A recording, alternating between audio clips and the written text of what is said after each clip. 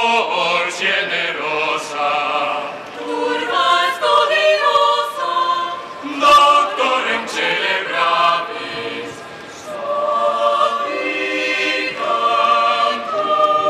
leto esto decorabis, vivito multum vivito tempora natura suscitur,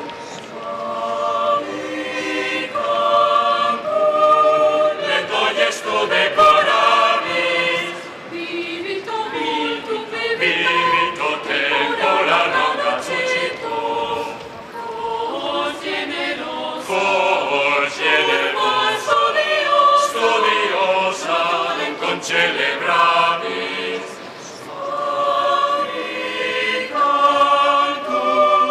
leto gestu decorabis, vivito multum vivito et lucito, cor generosa, cor generosa, studiosa, con celebrabis,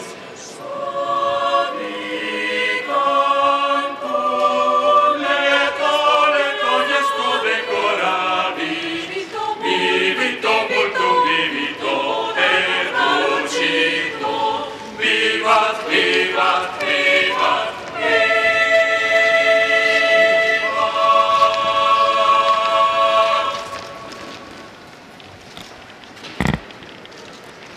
Procedemos a la apertura del acto solemne de inauguración del curso académico en las universidades de Castilla y León y de Valladolid. Pueden sentarse.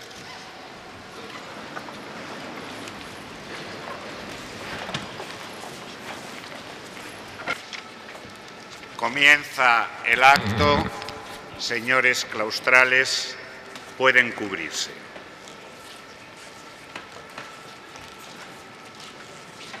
Tiene la palabra el señor secretario general para exponer el resumen de la memoria del curso anterior en la Universidad de Valladolid. Rector magnífico, excelentísimo señor presidente de la Junta de Castilla y León, rectores magníficos, excelentísimas e ilustrísimas autoridades, comunidad universitaria, señores y señoras, con la venia, corresponde a esta Secretaría General presentar en este acto la memoria del curso académico que acaba de finalizar. Esta memoria es expresión en cifras, datos y fechas del trabajo que profesores, estudiantes y personal de Administración y Servicio hemos realizado en los meses del curso que acaba de concluir.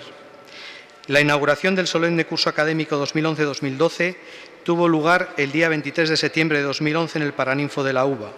Catedrático de Derecho Internacional Público y Relaciones Internacionales, doctor Alberto Herrero de la Fuente, pronunció la lección inaugural titulada La crisis de Libia 2011, la responsabilidad de proteger. A continuación, según es también tradición, se entregaron los diplomas a los alumnos que obtuvieron los premios extraordinarios de diplomatura, licenciatura, fin de carrera y de doctorado, así como la entrega del premio del Consejo Social obtenido por el doctor Constancio González Martínez, catedrático de Fisiología de la Facultad de Medicina de la Universidad de Valladolid. La universidad, con motivo de la celebración de la fiesta de nuestro patrón, San Nicolás de Bari, rindió homenaje a los 137 nuevos doctores que defendieron sus tesis doctorales durante el curso anterior. El acto se inició con la intervención de don Jesús Arias Álvarez, profesor del Departamento de Electrónica y Electricidad, director de la tesis del doctorando Joaquín II Bavarro, que pronunció la Lectio Brevis. En la festividad de Santo Tomás de Aquino, la universidad honró a los 156 profesores y personal de Administración y Servicios acreedores de las placas e insignias por los servicios que han venido o vienen prestando a esta alma mater. En el capítulo de honores y distinciones fueron investidos la doctora Nicole Dacos Crifó, a propuesta de la Facultad de Filosofía y Letras, el doctor Josep Fontana Lázaro, a propuesta de la Facultad de Ciencias Económicas y Empresariales, y el doctor Gunnar Borstel, a propuesta de la Facultad de Ciencias. Durante el presente curso Un elevado número de profesores y estudiantes han visto reconocidos especialmente su trabajo con la obtención de algún premio, honor o distinción.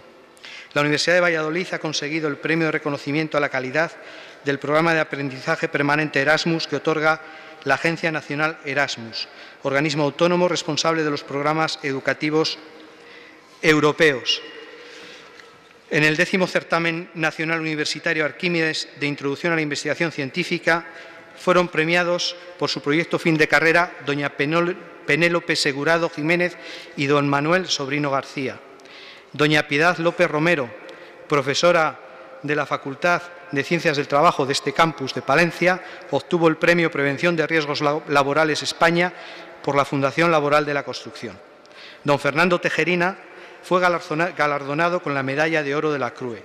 Don Fernando Fernández Polanco obtuvo el Premio Internacional Augusto González Linares, edición 2012, concedido por la Universidad de Cantabria y la Consejería de Medio Ambiente de esta comunidad. A los aquí mencionados deben añadirse los profesores que han promocionado en la carrera universitaria obteniendo las acreditaciones correspondientes de las agencias de evaluación de la calidad, así como los numerosos premios obtenidos por estudiantes y profesores de nuestra universidad por sus expedientes académicos, proyectos fin de carrera o trabajos en el campo de la I+D o el deporte. A todos ellos, desde aquí, la universidad quiere hacer pública manifestación de su felicitación.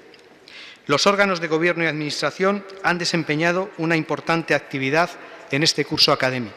El Consejo Social se reunió en sesión plenaria en 9 ocasiones, además de múltiples reuniones de sus comisiones para desempeñar las competencias que le ha atribuido la ley.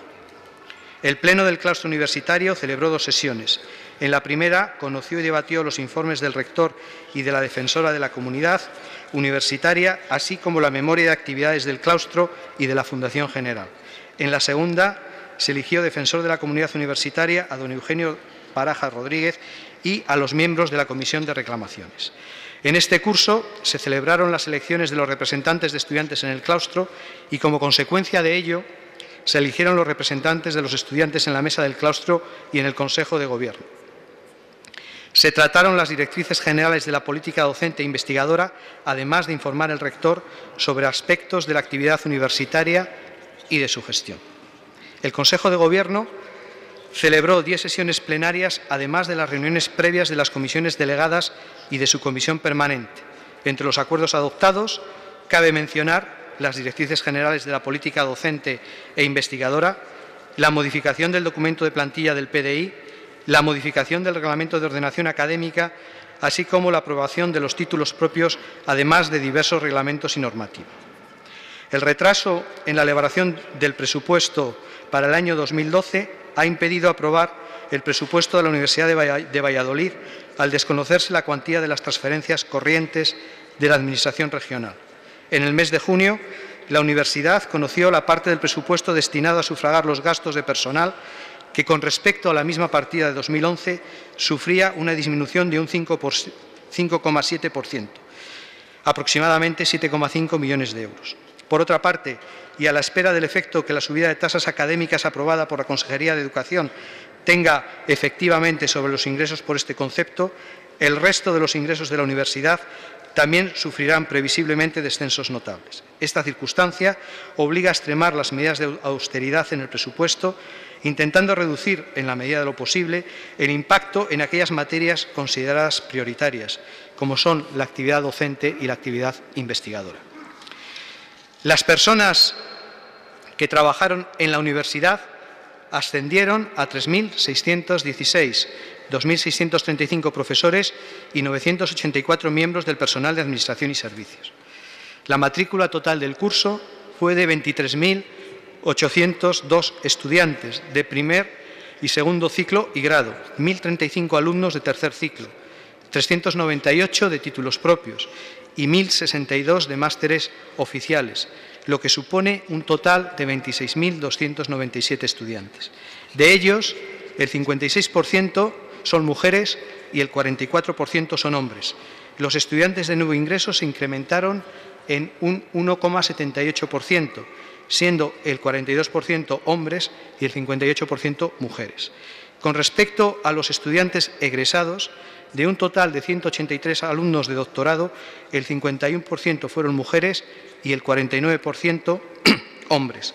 Porcentajes que en el caso de los alumnos de másteres se convierten en 39% hombres, 61% mujeres y de 61% mujeres y 39% hombres en el caso de licenciados y graduados, lo cual, como presidente, además de secretario general de la Comisión de Igualdad, pues lo veo con bastante satisfacción. El curso pasado cerró la tramitación y puesta en marcha de todas las titulaciones de grado de la denominada fase 1 y fase 2 del mapa de titulaciones, al tiempo que continuó definiendo su oferta de máster, potenciándose tanto los interuniversitarios como los internacionales. Por otra parte, todas las titulaciones de grado y máster evaluadas por la Agencia de Calidad del Sistema Universitario de Castilla y León, ACSUCIL, recibieron informes favorables de carácter técnico y también muy buenas valoraciones, tanto cuantitativas como cualitativas, lo que ha sido motivo de satisfacción para toda la comunidad universitaria. En el ámbito de la docencia, es preciso destacar la implicación de profesorado y PAS en el diseño y puesta en marcha de más de 100 proyectos de innovación docente, lo que contribuirá a mantener a la Universidad de Valladolid en lo más alto de las clasificaciones de calidad docente y a generar significativos procesos de enseñanza y aprendizaje, por un lado, y de desarrollo profesional docente, por otro. En el área de relaciones internacionales, el incremento de la movilidad de estudiantes para la realización de estudios ha sido de un 7% respecto al curso anterior, con un total de 929 estudiantes. En lo que se refiere a las acciones de atracción de estudiantes extranjeros, la Universidad de Valladolid ha recibido 752 estudiantes Erasmus, 59 estudiantes visitantes, lo que representa un 25% más, y 51 estudiantes para la realización de estudios de máster y doctorado en el marco de los programas de la Fundación Carolina, de las becas MAE-AECID y de las becas UVA Banco de Santander. Además, 41 becarios han venido dentro de los proyectos Erasmus Mundus, coordinados por la Universidad de Valladolid o en los que participa para la realización de estudios de máster y doctorado. Otra acción destacada ha sido la firma de convenios con instituciones extranjeras para la realización de cotutelas de tesis doctorales y establecimiento de dobles titulaciones. La Universidad de Valladolid solicitó un nuevo proyecto Erasmus Mundus, denominado Mundus Lindo, con países de América Latina, que fue aprobado con un presupuesto de 3.319.650 euros y 145 becas, y participa en otros dos, Babel, coordinado por la Universidad de Oporto, y PIS, coordinado por la Universidad de Uppsala, lo que supondrá la recepción de estudiantes de máster y doctorado en nuestra universidad en los próximos cursos académicos con becas de estos proyectos. Además, en el marco del proyecto de Ciencias sin Fronteras de Brasil, la UVA recibirá 79 estudiantes brasileños de grado el próximo curso. La Universidad de Valladolid realizó en el curso 2011-12 un gran esfuerzo económico en investigación y destinó de sus fondos propios 4.211.767 euros para actividades de formación e investigación, lo que representa un 1,8% más que lo destinado el año anterior. La partida que más aumentó fue la correspondiente al programa de investigación propio, que lo hizo en un 11%. Por otro lado, finalizaron las obras del Centro de Transferencia de Tecnologías Aplicadas, CTTA, equipamiento del Parque Científico de la Universidad de Valladolid. Este centro, ubicado en el campus Miguel Delibes, ofrece un espacio que facilitará a las empresas innovadoras el aprovechamiento de las sinergias propias del entorno universitario. Se puso en marcha la unidad de patentes de la universidad, en la que se registraron 6 extensiones a nivel internacional, 12 nuevas patentes nacionales, además de registrar 13 programas de software, y se firmaron 4 contratos de licencia, lo que significa que se sigue manteniendo de forma destacada el liderazgo a nivel regional en este aspecto. En materia de infraestructuras, se ha recibido y equipado el aulario biblioteca del campus Miguel Delibes, se han finalizado las obras del almacén de residuos y se han iniciado las obras del edificio Lucía. Se ha trasladado la Facultad de Ciencias desde la antigua sede de Real de Burgos hasta el campus Miguel Delibes, dentro de los plazos previstos, estando dispuestos ambos ejercicios para iniciar este curso la actividad docente e investigadora desde el 1 de septiembre. En el antiguo edificio de la Facultad de Ciencias de la calle Real de Burgos, que pasa a ser Escuela de Ingenierías Industriales, sede Mergelina, se han acometido las obras e instalaciones necesarias para corregir los efectos del incendio sufrido y adecuarlo a su nueva utilización. Se ha acometido la urbanización del aulario Biblioteca María Zambrano de Segovia. También es de destacar que actualmente se está en fase de elaboración de un proyecto para la construcción de una calefacción de distrito basada en la combustión de biomasa para su empleo en varios centros de la Universidad de Valladolid. La Universidad de Valladolid considera sus iniciativas culturales y su proyección en la sociedad como parte esencial de sus funciones. A pesar del importante descenso que han sufrido los presupuestos públicos de cooperación al desarrollo, la Universidad ha realizado un importante esfuerzo para mantener de forma austera sus compromisos con la cooperación internacional para el desarrollo a través de la docencia, la investigación y la ayuda directa.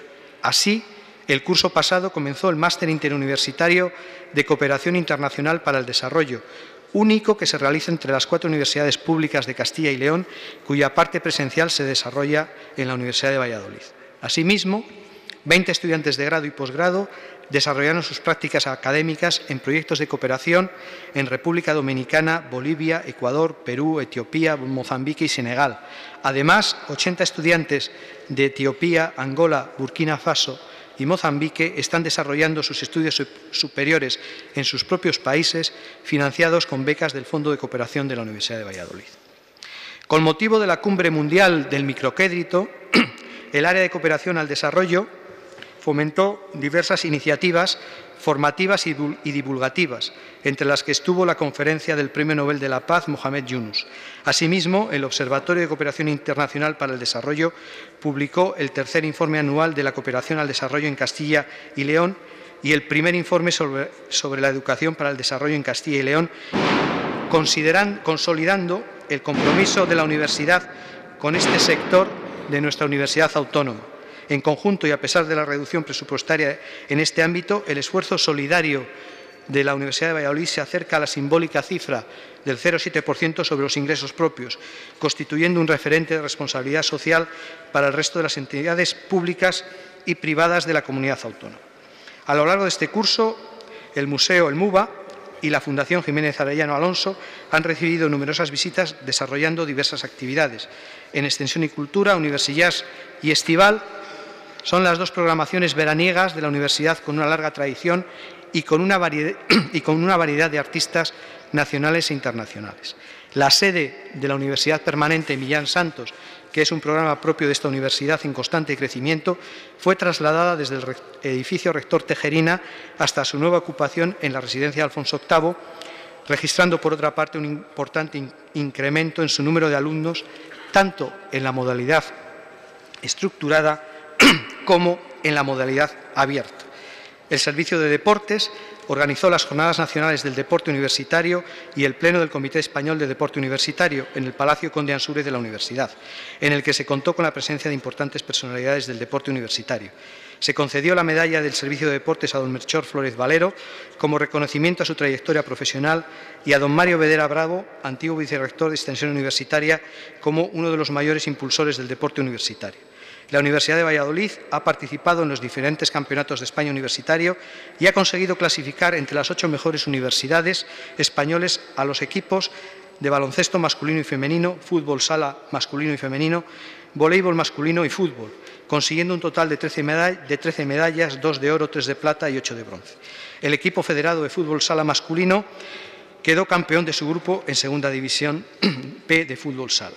Además, también se recogen en la memoria los actos, conferencias, coloquios, jornadas, talleres, etcétera, celebrados en los colegios mayores, residencias universitarias y en las 24 facultades y escuelas repartidas por los 4 campus de la universidad, según la información facilitada por los propios centros.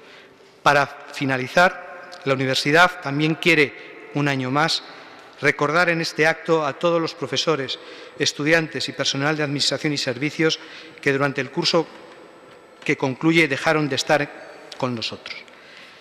Doña Araceli Martín Panero, profesora de la Escuela de Ingenierías Industriales, don Germán Monreal Caballero, profesor de la Facultad de Ciencias Económicas y Empresariales, don José María Manso, profesor de la Facultad de Medicina, don Luis Ignacio Valle de Juana, profesor de la Escuela Universitaria de Estudios Empresariales; doña Raquel González Rodríguez, alumna de la Escuela de Enfermería de Valladolid; doña María del Castillo Álvarez Puyol, profesora de la Facultad de Educación y Trabajo Social; don Carlos de Francisco Garrido, profesor de la Facultad de Ciencias; y doña María Isabel Velasco Lemos, funcionaria en el Servicio de Investigación.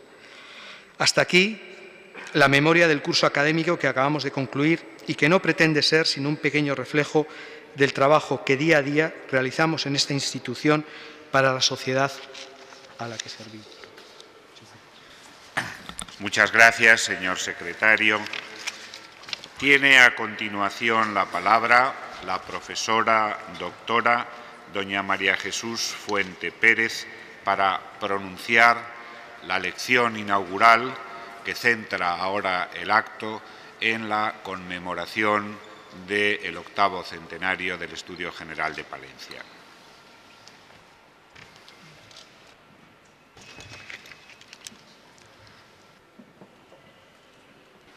Ilustrísimo señor obispo de esta sede, excelentísimo y magnífico señor rector de la Universidad de Valladolid, señora presidenta de la Conferencia de Rectores, autoridades, distinguidos profesores, estimados alumnos, señoras y señores. Sola mori nescit eclipsis nescia virtus. Solo no conoce la muerte, la virtud que nunca se eclipsa. ¿Por qué comienzo con este verso? El sentido de sus palabras es atemporal. Pueden haberse escrito ayer, hace 1000 años o hace 2000, aquí o en cualquier otro sitio. Está en el Verbiginale, una gramática en verso dedicada al obispo de Palencia, don Tello Tellez de Meneses. Pudo ser él quien encargó la obra, pudo ser escrita por un maestro del studium de esta ciudad y pudo redactarse en la década de 1220, pero no tenemos certeza para afirmarlo rotundamente.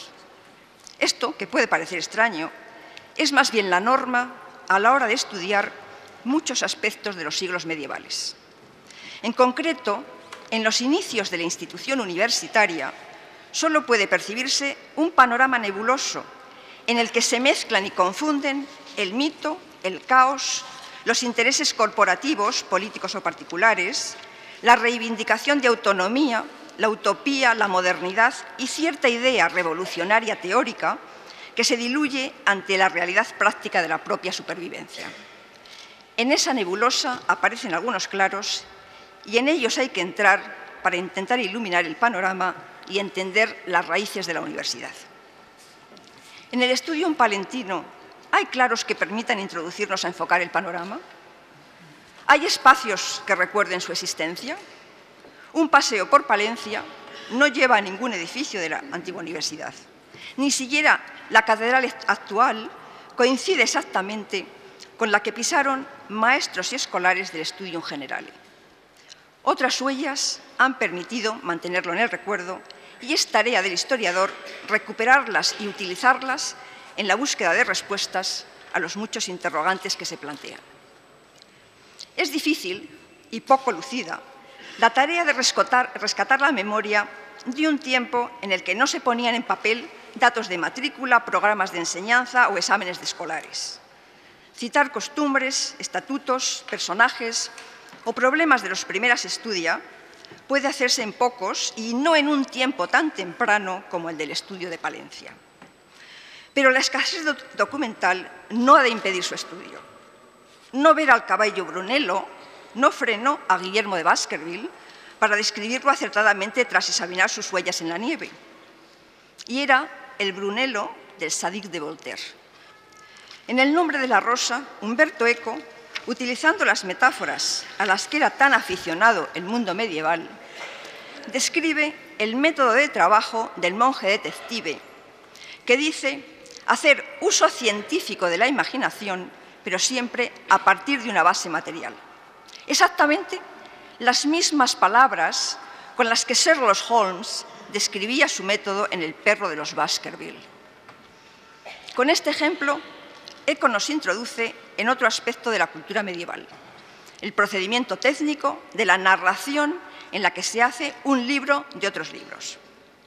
Buen ejemplo de ello es el verso citado al principio, el verso del Verviginale, Sola Mori Nescit, que está en una obra francesa sobre Alejandro Magno, el Alexandreis, escrita en torno a 1180, unos 40 años antes que se escribiera el Verviginale. Y después aparece en otra obra posterior, en el Politekon, aproximadamente de 1250. El Verviginale es buena linterna para iluminar el panorama del Studium Palentino. Los aspectos esenciales a contemplar responderán a estas cuestiones: cómo, cuándo y por qué nació el Studium Generale, quiénes enseñaban y quiénes estudiaban, y qué se enseñaba y con qué métodos. Para contestar a estas preguntas voy a centrarme en tres aspectos fundamentales: espacios, figuras y saberes. Conocer los orígenes de la institución universitaria es rescatar una de las raíces más antiguas, duraderas y esenciales de Europa, pues la universidad ocupa un lugar de primer orden entre esas raíces. Las universidades de nuestros días son hijas legítimas de padres medievales y muchas de nuestras dificultades presentes estuvieron en el sistema desde sus inicios. Esta institución es quizás la mejor herencia que nos ha dejado la Edad Media, y de aquellos tiempos aún permanecen algunas tradiciones. Volver la vista al pasado, recuperar la memoria, requiere un esfuerzo, pero merece la pena hacerlo. Las huellas del pasado, la memoria en general, se maneja como fuente de poder y por ello los poderes políticos, desde tiempos remotos, intentan manipularla o controlarla. Rastros de ello han quedado en las fuentes del Studium Palentino, en las que además se pueden percibir problemas propios de tiempos anteriores y posteriores, y también en nuestro propio tiempo. Se van a dar cuenta de que efectivamente algunas de las cosas de las que voy a hablar van a resultar bastante familiares. Como tuvieron claro algunos escritores medievales, es más fácil hacer una crítica de situaciones presentes si se personifica en contextos pasados. Pero no es este el propósito de esta lección, sino rescatar de la memoria el Studium Generale de Palencia, pues la memoria cultural suele ser motivo de orgullo de un pasado que ennoblece no solo a sus protagonistas, sino también a sus herederos. Comenzando por los espacios, voy a fijarme en primer lugar en el reino, donde en las primeras décadas del siglo XIII comenzó a funcionar este estudio general. Desde 1157, Castilla constituía un único reino al haberse dividido León y Castilla entre los dos hijos de Alfonso VII a la muerte de este rey. Los años iniciales del Studium Palentino coinciden con el tiempo de separación de Castilla y León y con momentos de conflicto entre ambos reinos. Aparte de problemas fronterizos, Castilla tuvo un peligroso enemigo al que hacer frente, los almohades. Este poder africano había derrotado al rey de Castilla, Nadarcos, en 1195, y desde entonces buena parte de los esfuerzos de este reino se dirigieron a organizar una campaña para frenarles. Lo consiguieron en las Navas de Tolosa en 1212. Si el enfrentamiento con los almohades representó un grave problema para Castilla, no faltaron repercusiones positivas, pues tan intransigentes enemigos persiguieron a judíos y a musulmanes no ortodoxos que salieron de Al-Ándalus en busca de lugares para vivir en paz. Así, desde las últimas décadas del siglo XII se intensifica la convivencia entre las tres culturas, uno de los rasgos definitorios de los territorios hispanos en la Edad Media. En comunidades más o menos grandes, judíos y musulmanes se encuentran documentados en muchas ciudades castellanas, entre ellas Palencia. La ciudad es el segundo de los espacios a considerar. A la Universidad Europea se la considera hija del renacer urbano que se produjo entre los siglos XI y XIII. No sería arriesgado afirmar que no hubiera habido universidad sin ciudad, sin el crecimiento de la población como consecuencia del desarrollo de la economía agraria, que a su vez potenció los oficios artesanos que se centraron en las ciudades. La formación de gremios de diversos oficios se manifestó también entre los que se dedicaban a enseñar y estudiar. Formaron universitates, es decir, corporaciones de maestros o corporaciones de escolares. En ese marco urbano, propicio al desarrollo, hay que colocar a la ciudad de Palencia, probablemente una de las ciudades más importantes del Reino de Castilla en aquel tiempo. Palencia reunía los requisitos apropiados para albergar un studium generale. Ser de buen aire, de formosas salidas, porque los maestros que muestran los saberes y los escolares que los aprendan bien sanos, y ser accesible por su posición céntrica en el territorio del reino. Además, era ciudad muy favorecida por los monarcas y con una diócesis poderosa. Como ocurrió con las otras universidades europeas que empezaron a funcionar a comienzos del siglo XIII, fue la combinación de ventajas políticas y económicas lideradas por el obispo, en el caso palentino, las que confluyeron para hacer de la ciudad lugar idóneo para albergar el studium generale. El tercero de los espacios a considerar es el de la catedral, centro de donde arranca el studium con base en la escuela que desde tiempo atrás, desde la época visigoda, se había venido desarrollando en ella, impulsada en la segunda mitad del siglo XII por el obispo Raimundo II. Todos los estudia que surgieron a comienzos del siglo XIII fueron el resultado de una evolución a partir de una escuela existente y en Palencia esa evolución se produjo a partir de la escuela catedralicia. El paso de una escuela a un studium generale ocurrió de manera gradual, casi imperceptible, por motivaciones académicas y cuestiones políticas en las que los diversos poderes utilizaron el mundo académico o lo intentaron para afianzar su poder, como se pone de manifiesto al contemplar las figuras que intervinieron en el studium palentino. Segundo aspecto, las figuras. Alfonso X el Sabio, en la partida segunda, definía studium como ayuntamiento de maestros y escolares, que podía fundarse por tres poderes: papa, emperador o rey. Todos ellos, maestros escolares y hombres de poder, son las figuras que voy a contemplar. Comenzando por estos últimos, en Palencia hay que apuntar a rey, papa y obispo. El rey de Castilla, en el momento en que se iniciaba este studium, era Alfonso VIII. A él atribuyeron su fundación los cronistas Rodrigo Jiménez de Rada y Lucas de Tuy, y basándose en ellos, historiadores posteriores. Jiménez de Rada, considerado ahora como uno de los grandes falsarios de su tiempo, dijo que Alfonso VIII había hecho venir a Palencia maestros de las Galias y de Italia, a quienes dotó con buenos estipendios. Esto mismo incluyó Alfonso X en la primera crónica general, donde dice que el rey hizo venir maestros de Francia y Lombardía y dióles grandes soldadas. Pero hay que preguntarse, ¿de dónde podría sacar el rey ese dinero cuando tenía graves problemas económicos envuelto como estaba en las campañas contra los almohades? La insolvencia económica del monarca, que él mismo manifestó que sus gastos eran casi insoportables y gravosos para nos y nuestro reino, junto a la sospecha de que la Cancillería de los Reyes de Castilla era una máquina de fabricar textos que no solo decían la política, sino que la hacían, llevan a dudar de la fundación real. No sería arriesgado suponer que los cronistas no se limitaron a contar los hechos, sino que en su afán de forjar unas imágenes idílicas del rey, le hicieron fundador de la primera universidad hispana. Alfonso VIII, como otros monarcas de su tiempo, pudo apoyar, impulsar o proteger el studium generale, pero este centro de enseñanza no puede considerarse una fundación real. No hay rastros en la documentación, o al menos evidentes, pero los cronistas insistieron en ello. ¿Qué interés podían tener los cronistas? ¿Qué interés podía moverles a hacerlo? Probablemente porque en ese tiempo se estaba construyendo o definiendo una nueva figura de monarca y en la imagen real se introducía la sapientia como virtud. El ideal de realeza sapiencial se difundió a través de una de las obras literarias que salieron del Studium Palentino, el libro de Alexandre, en el que se relaciona la sapientia con la fortitudo, la fortaleza, como virtud imprescindible en un rey, era fundamental para conseguir las conquistas que un personaje como Alejandro llevó a cabo, pero que también habían realizado o estaban en proceso de realizar los reyes castellanos. Alfonso VIII con la victoria de las Navas de Tolosa y Fernando III con la continuación de la obra conquistadora de su abuelo. No deja de haber un paralelismo entre estos monarcas castellanos y Alejandro Magno. Este, humillado por la ocupación del territorio griego por los persas, los monarcas castellanos, humillados por la ocupación del territorio hispano por los árabes.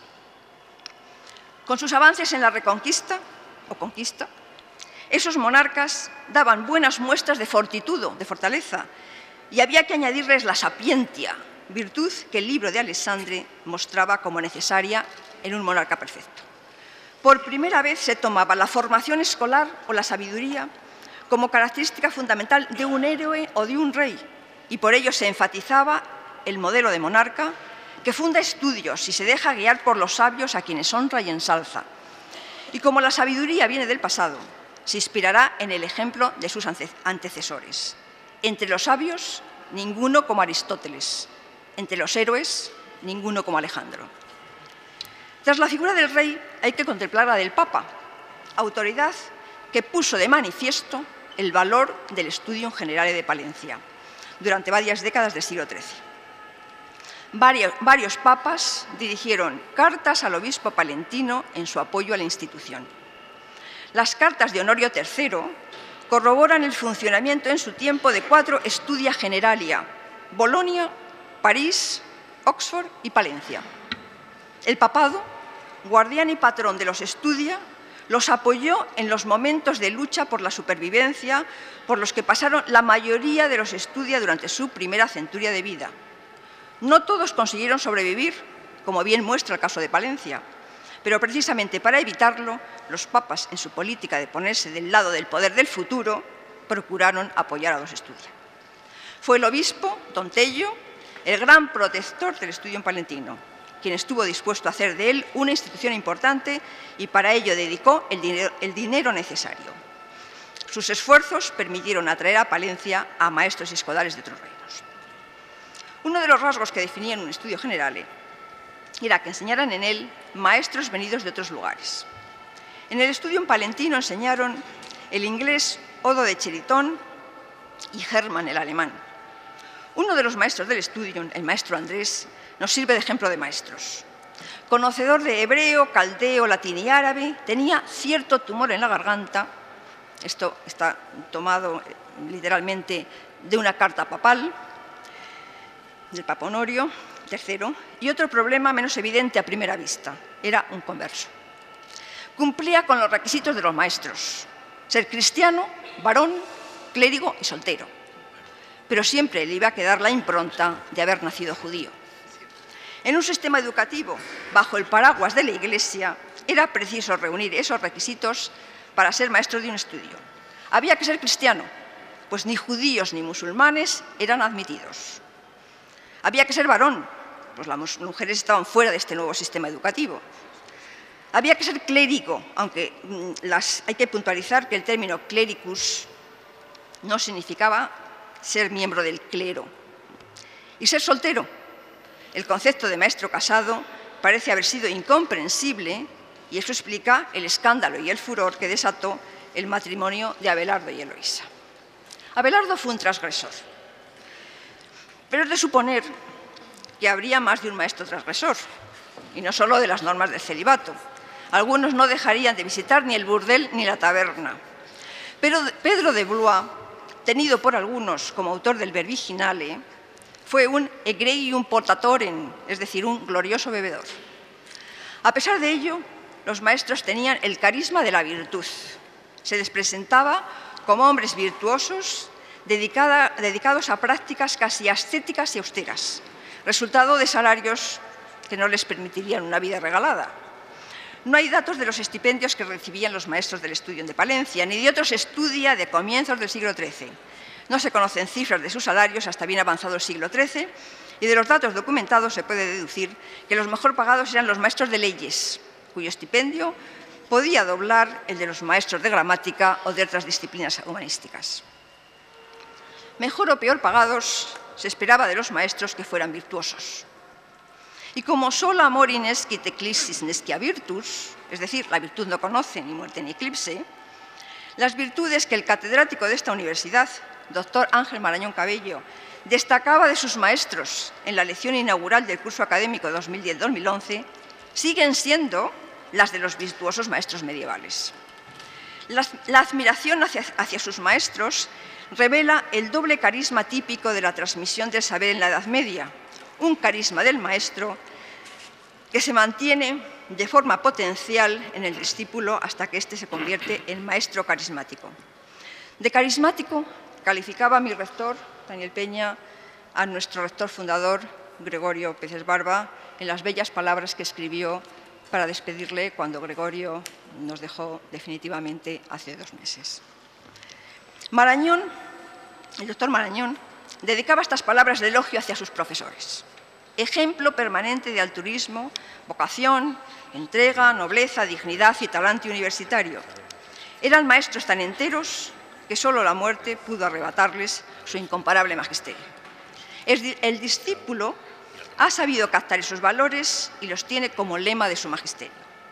Siento el deber de seguir el ejemplo del doctor Marañón y expresar mi admiración por los profesores que he tenido a lo largo de mi vida, que ha pasado además rodeada de maestros, en la vida académica y en la familiar.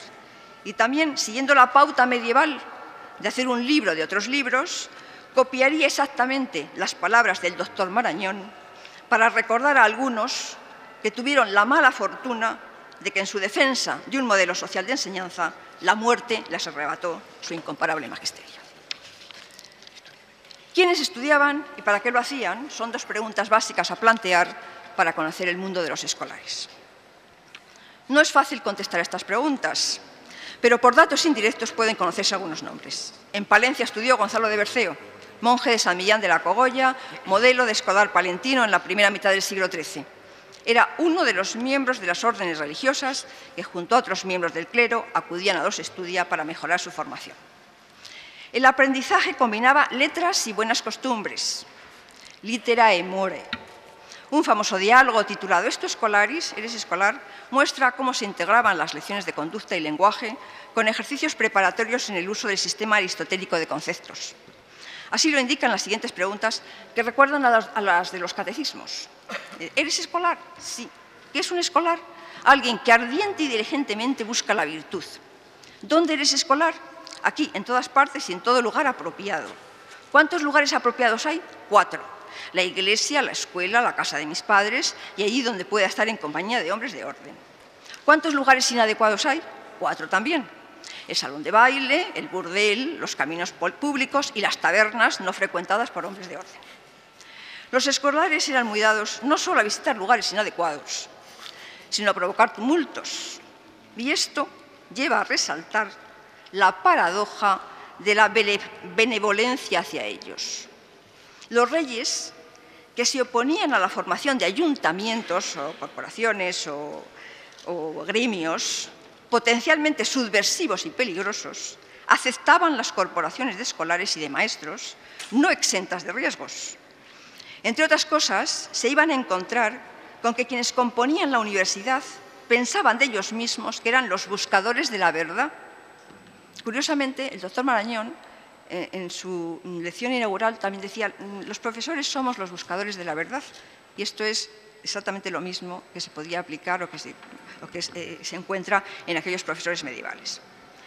Pero en realidad eran gente que impacientemente luchaba por el poder, entre ellos o con las autoridades, para conseguir y mantener la mayor autonomía académica posible.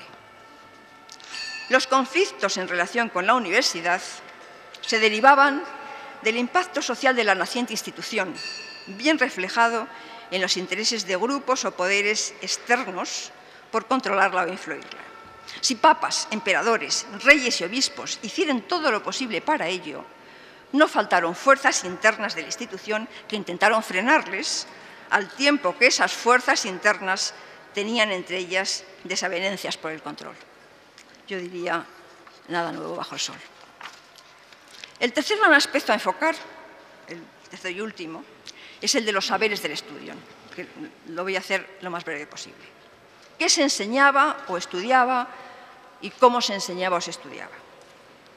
La definición de un estudio en general incluye la enseñanza de materias especializadas, teología y derecho, aparte de las artes liberales que ya se estudiaban en las escuelas catedralicias. ¿Por qué la especialización? Sin duda es consecuencia de los cambios sociales y económicos de un tiempo que impulsó novedades de diverso orden. La necesidad de preparación para nuevos trabajos fue uno de los motores de la especialización pero también lo fue el progreso del saber como consecuencia del contacto más cercano con la cultura islámica. Las traducciones de autores griegos que llegaron a Europa vía Escuela de Traductores de Toledo, así como el conocimiento de muchos pensadores del mundo del Islam, hicieron imposible la lectura del gran número de obras que se ponían en circulación. Ya no podía existir un Alcuino de York o autores como él, que teóricamente controlaban todos los saberes. Ante esta situación, las escuelas reaccionaron con la especialización por disciplinas.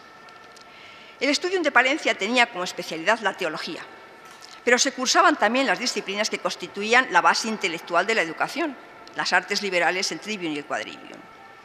No eran propias de la enseñanza en un Studium Generale ni las artes lucrativas ni las artes mecánicas.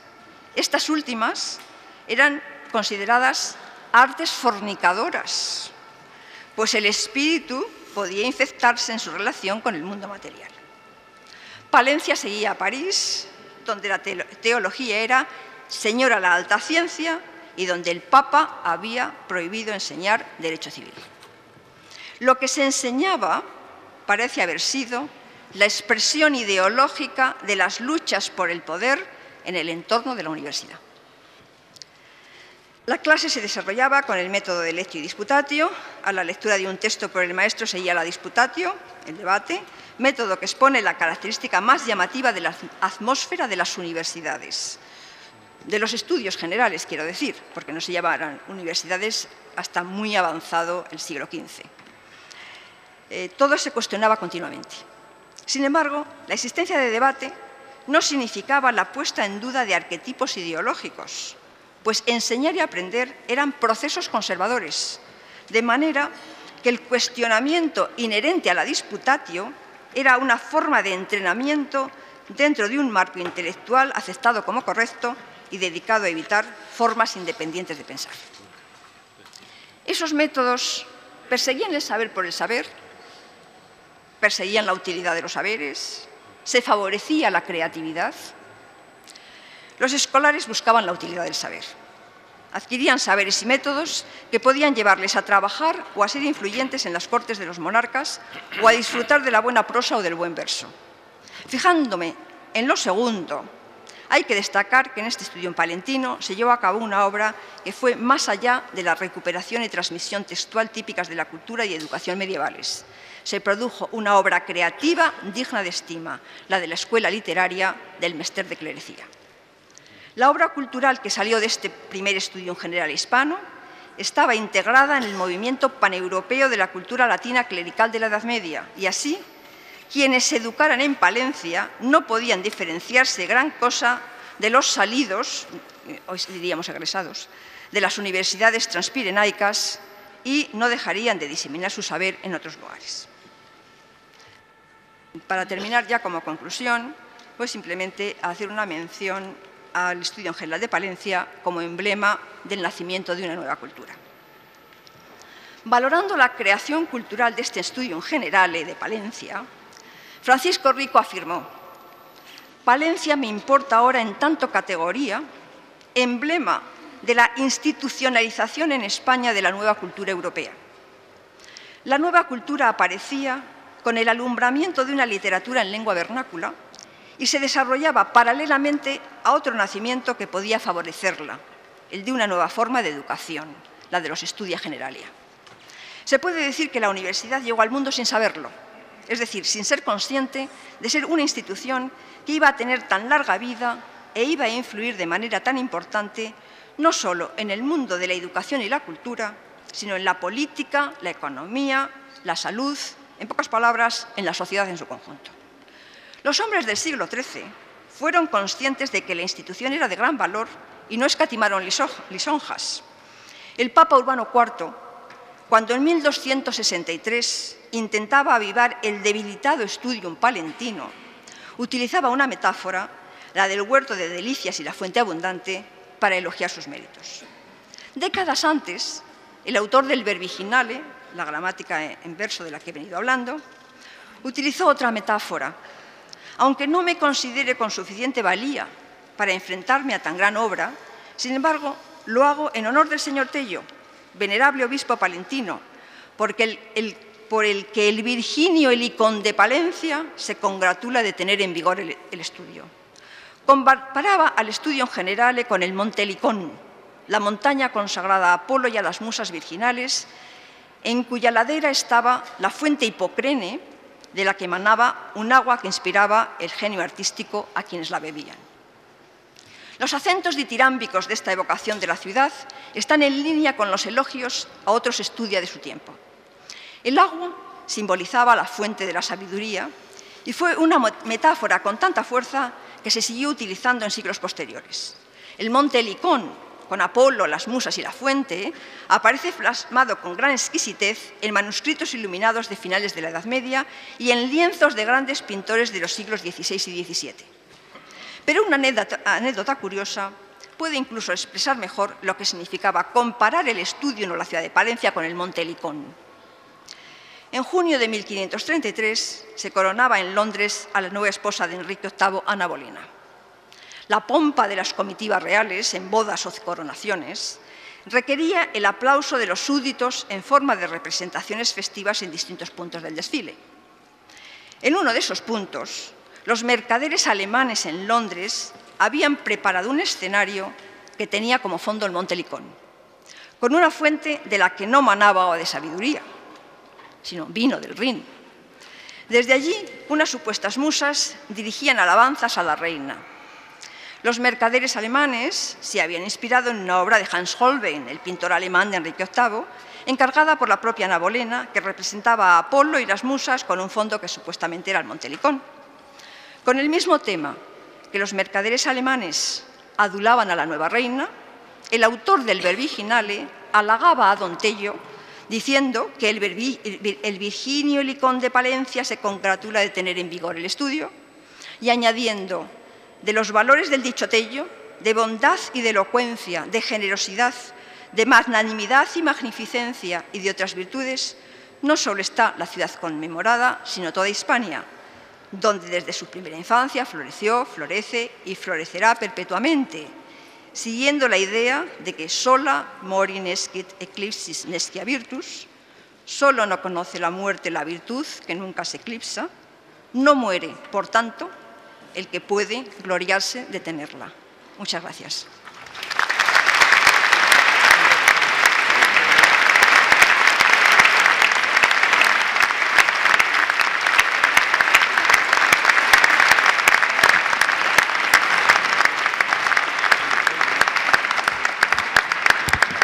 Gracias, doctora Fuente, especialista en el tema palentina y profesora, en este caso, de la Universidad Carlos III, cuyo rector nos acompaña y al que agradezco también su presencia. A continuación, el secretario general leerá el acuerdo del Consejo Social, otorgando el premio del Consejo Social 2012 al profesor doctor don Germán Delibes de Castro.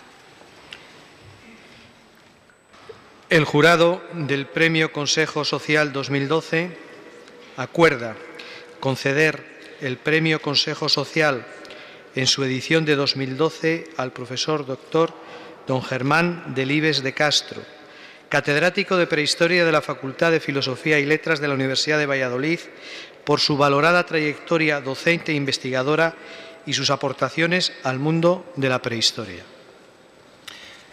Tiene la palabra ahora el profesor doctor don Germán Delibes de Castro.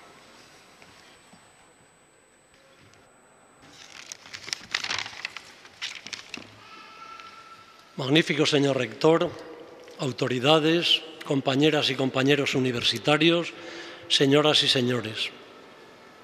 Llegado el momento de agradecer la distinción que me hace el Consejo Social, no voy a recurrir al tópico de la satisfacción del deber cumplido y mucho menos a glosar fatuamente los supuestos méritos de una, supuestamente también, sacrificada trayectoria de trabajo como docente e investigador. Y no voy a hacerlo por la sencilla razón de que no tengo ninguna de esas dos sensaciones. Muy al contrario, tuve la fortuna hace más de 40 años, siendo un joven licenciado, de que la Universidad de Valladolid me concediera el privilegio de trabajar en aquello que más me gustaba, la arqueología, de manera que mi único mérito, si es que dedicarse a lo que a uno le gusta lo es, ha sido hacerlo con un apasionamiento desbordado que rara vez reparaban esfuerzos. Comparto la idea del filósofo Emilio Lledó de que la función universitaria es tan hermosa y absorbente que no puede compatibilizarse con nada más que con ella misma, lo cual explica por qué veo en mi profesión el mejor de los regalos, una fuente de gozo antes que un recurso tan necesario, sin embargo, para la subsistencia. Pero son muchos los que han hecho posible este premio y a los que debo gratitud, comenzando por el propio Consejo Social de la Universidad de Valladolid, entendedor de que también las humanidades tienden puentes entre la universidad y la sociedad, y siguiendo por mis padres, de quienes aprendí las ventajas de proyectar sobre el trabajo la energía de la felicidad. Gracias también a mi familia, sufridora pero siempre comprensiva con mis excesos de dedicación profesional. A mis maestros Ricardo Martín Valls y Alberto Balil, que me señalaron el camino. A mis compañeros de facultad y de departamento, que realimentan día a día mi pasión por la historia pretérita. Y finalmente, pero en absoluto en último lugar, a mis alumnos, que son quienes de verdad han dado y siguen dando sentido a toda una vida universitaria. A todos, muchas y muy sinceras gracias.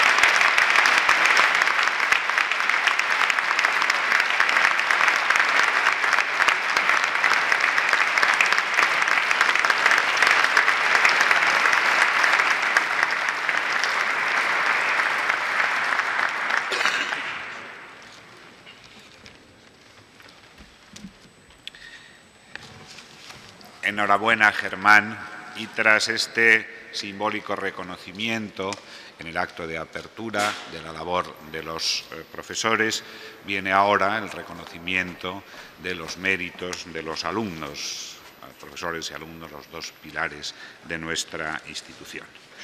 El señor secretario, en consecuencia, llamará a los alumnos premiados que subirán a este estrado para recibir los diplomas correspondientes.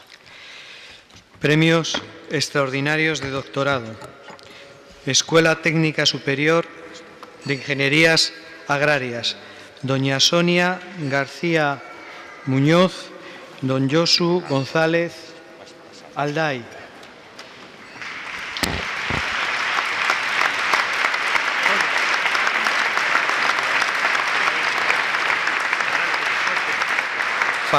Facultad de Ciencias Sociales, Jurídicas y de la Comunicación, doña María José Arroyo González, don Matías López Iglesias, doña María Aránzazu Moretón Toquero.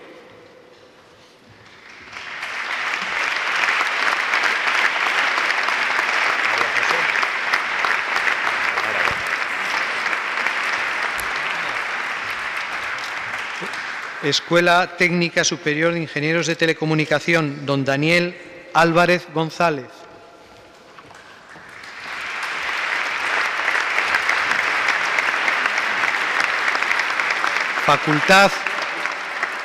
Facultad de Ciencias, don Ismael Mozo Ruiz.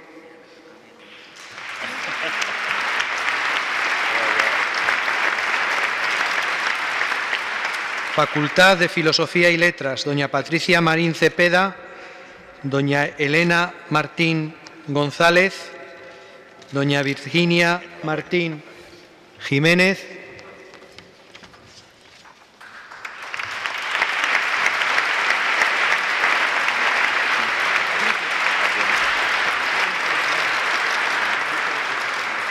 doña Sara Molpeceres Arnaiz, don Jesús Félix Pascual Molina, don Pablo Javier Pérez López, don Jesús Ángel Redondo Cardeñoso.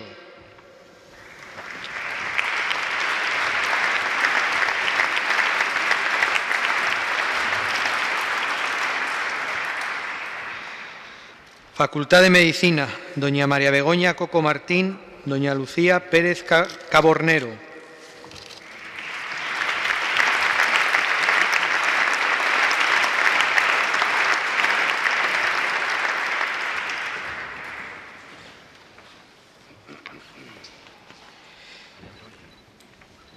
Premios extraordinarios de licenciatura, Escuela Técnica Superior de Ingenierías Agrarias, don Tao Platón González.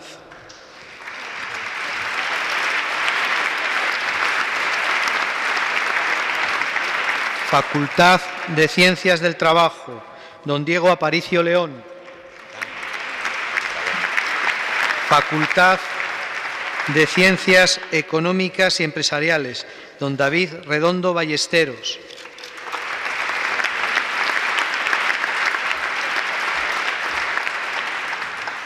Facultad de Ciencias, don Víctor Guadilla Gómez, doña Lara Tejerina González.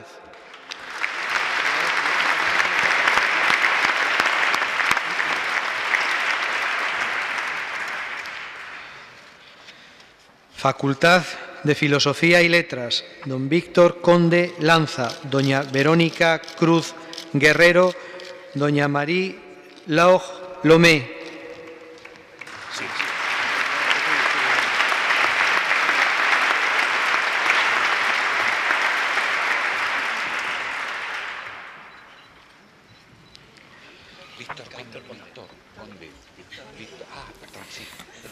Don Roberto López Casado, doña Sara Medina Calzada, doña María Varela Díez y don Borja Velázquez García.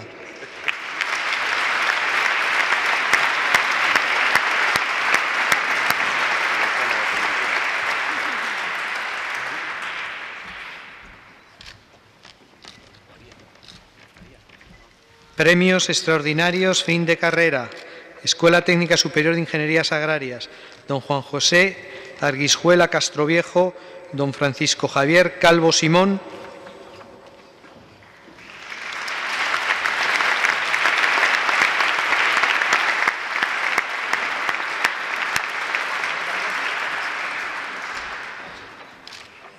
Doña María de la Paloma Torroba Balmori, don Sergio Villasur Martínez.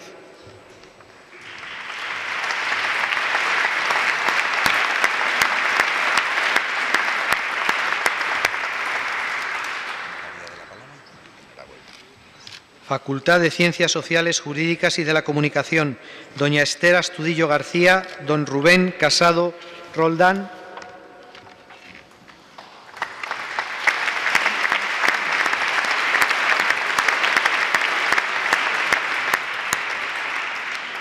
Doña Silvia Herrero Arribas, doña María Nieves Pinela García.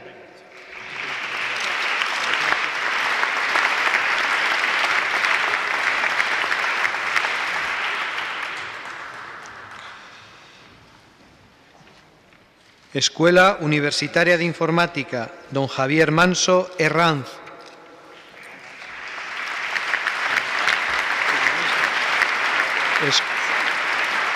Escuela Universitaria de Educación, doña María Amparo Gil Pérez.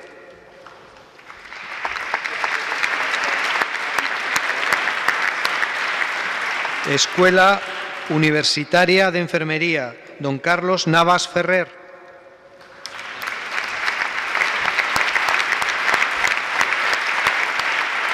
Escuela Universitaria de Fisioterapia, doña Ángela Ramos Albachúa.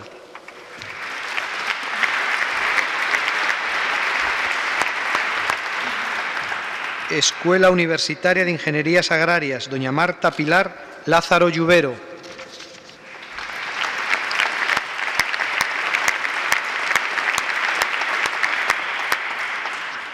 Escuela de Ingenierías Industriales, don Miguel Esteban Fernández, don Miguel Ángel Fresneda González, doña Andrea García González.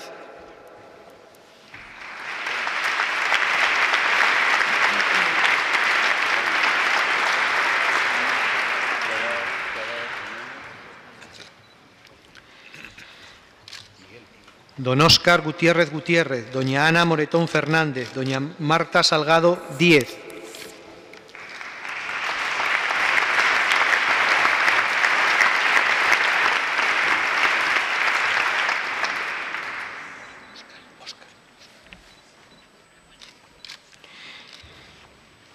Don Álvaro Sastre Cuadrillero, don Miguel Ángel Serna García, doña Sara Tajadura Díez.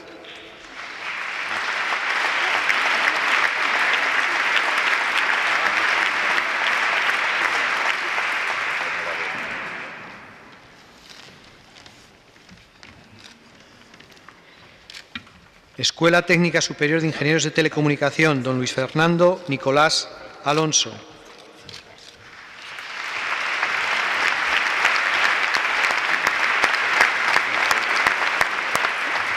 Escuela Universitaria de Enfermería, doña Laura Gutiérrez Vivas.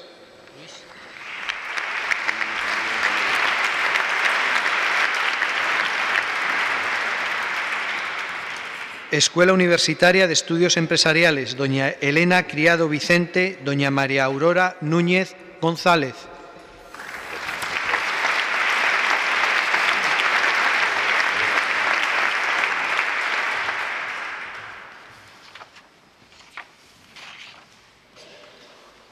Facultad de Ciencias Económicas y Empresariales, doña María Inmaculada de la Torre de Diego.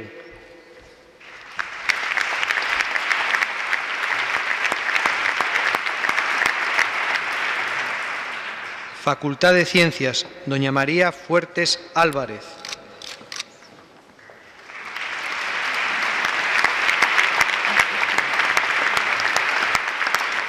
Facultad de Educación y Trabajo Social, doña Noelia Araguz Martín, doña María Arroyo Fernández, don Rubén Castro Velasco.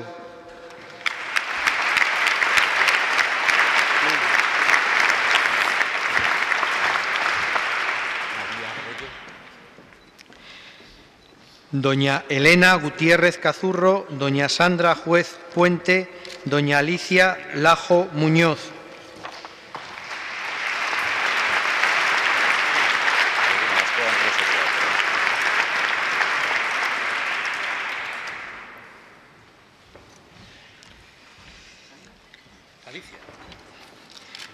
Don Carlos Molinero López, doña Raquel Román Martínez.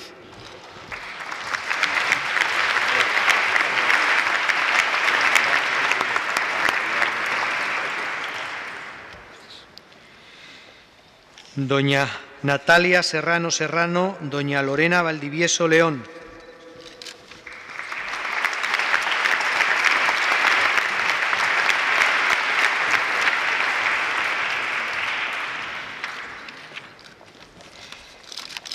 Facultad de Medicina, doña Ainhoa Cristina Bleye González y don Francisco Sebastián Palacid.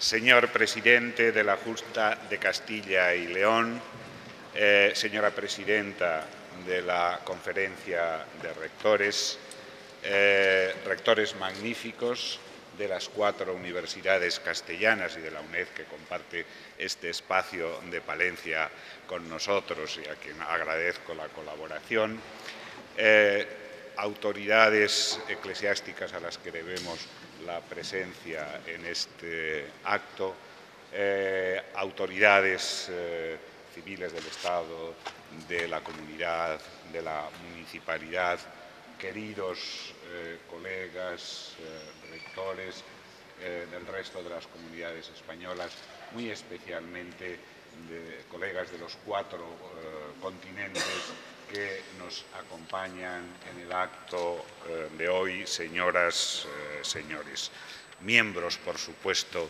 de la comunidad universitaria de Valladolid, de la que me considero una parte y parece que me estoy saludando a mí mismo. Me van a permitir la licencia de que las primeras palabras de mi intervención las tome prestadas de una obra de la época en que se produce el hecho que hoy conmemoramos, el origen, el nacimiento del Estudio General de Palencia. Unas palabras, no en latín, como hacía la profesora que se remonta a el momento anterior y sin duda el más culto, sino en el antiguo castellano que, como dijo Gonzalo de Berceo, se fragua entre los vecinos de estos pagos y adquirirá, con la contribución de profesores y escolares ilustrados de este y otros estudios generales de este tiempo, el rango de unas lenguas en que hoy, de manera muy considerable, expresa el pensamiento y la creación literaria. Senores e amigos cuantos aquí sedes, merced pido a todos por la ley que tenedes, a mí faredes algo, vos nada perdredes. Así pedía licencia para comenzar la lectura, supongo, de uno de sus poemas de temática religiosa, Gonzalo de Berceo, cuya vinculación al Estudio General Palentino queda recogida en el discurso que no ha sido leído en su integridad y en la monografía que la doctora Fuente ha dedicado a este hecho. Confiando en la tácita merced de todos ustedes para pronunciar unas palabras breves y confiando en que no pierdan su tiempo si las escuchan, iniciaré mi intervención con la cordial bienvenida a todos los asistentes, con el agradecimiento por su presencia en este acto de apertura de curso de las universidades de Castilla y León y de Valladolid. En él culmina la conmemoración que la Universidad de Valladolid, el campus de Palencia en particular, ha realizado durante estos meses del 8º centenario del primer estudio general de lo que hoy es España, estudio general que fue fruto de la colaboración más o menos intensa de personas e instituciones que son las aquí representadas y en las que tuvieron papel preponderante sus antecesores hace ya 8 siglos. Bienvenida y agradecimiento, por supuesto, a la primera autoridad de la Comunidad de Castilla y León y al representante del resto de las instituciones del Estado. De modo especial doy la bienvenida y agradezco la presencia de los rectores y otras autoridades académicas que se han trasladado desde puntos diversos de la Comunidad de España y del mundo a esta ciudad de Palencia. Quiero mencionar expresamente a las universidades de Querauillín, Marruecos, de Oxford, Inglaterra, de Padua, Italia, Cracovia, Polonia, Santo Tomás, Colombia, Universidad Nacional de Córdoba, Argentina, Universidad de Santiago de Chile y Universidad de Pekín. Por supuesto, no olvido a ninguna de las de la comunidad públicas y privadas y al resto de las españolas que nos acompañan. También quiero dedicar una especial mención de agradecimiento a todos los miembros de la comunidad universitaria vallisoletana que, por lo que afecta al acto, pese al amor y al apego a sus tradiciones, han admitido las numerosas excepciones en la organización de este acto y, sobre todo, les agradezco los sacrificios que permiten que la Universidad de Valladolid siga adelante y sea capaz de celebrar con la colaboración de todos actos como este en momentos tan difíciles. Gracias por vuestra colaboración y comprensión, especialmente en un momento en que estáis soportando el incremento del trabajo, la reducción de los ingresos, algunos la pérdida de ese trabajo como consecuencia de las repercusiones de una crisis nacional e internacional que todos estamos tratando de remontar y que necesita para ello un esfuerzo común dirigido al entendimiento de enfoques y fines, también de medios, a la búsqueda de un reparto equitativo de sacrificios que cada uno debemos asumir. Gracias también por las críticas razonadas y razonablemente expresadas.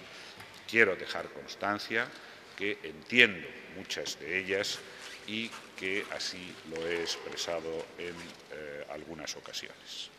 Mi propósito en esta intervención es glosar muy brevemente el significado que para la Universidad de Valladolid y para la universidad en general, pero hablo desde la perspectiva de la universidad que represento, tiene este acto que conmemora un pasado lejano del que debemos extraer lecciones para el futuro.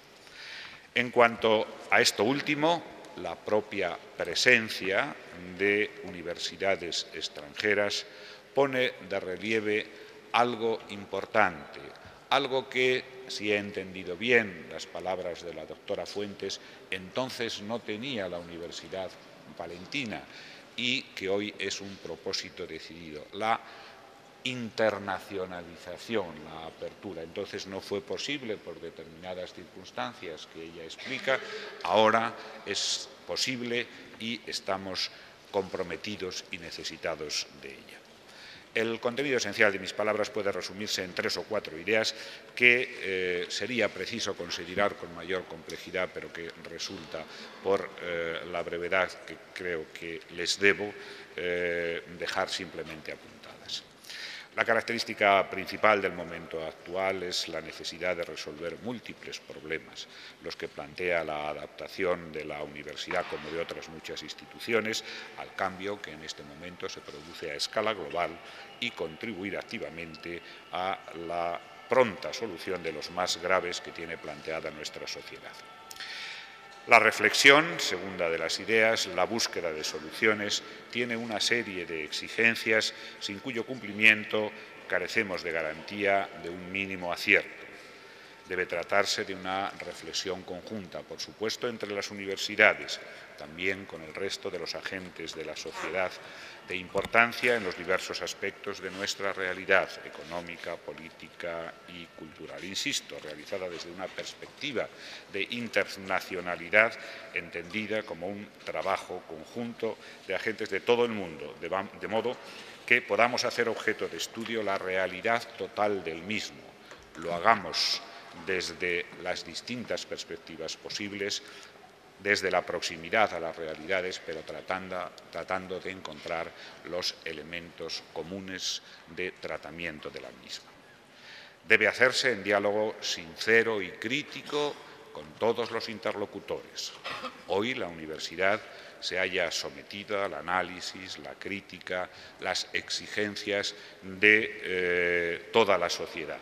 Y está bien que así sea y que aprovechemos el contenido positivo de esa crítica para mejorar, pero no debe olvidarse que no es solo la universidad la que está necesitada de esta adaptación y que ni hoy ni antes la realidad de la actuación del resto de los agentes sociales puede sustraerse al análisis y a la crítica de otros, pero específicamente de una institución, la universidad, una de cuyas características ha sido y debe seguir siendo la de ser la conciencia crítica de la sociedad en su conjunto.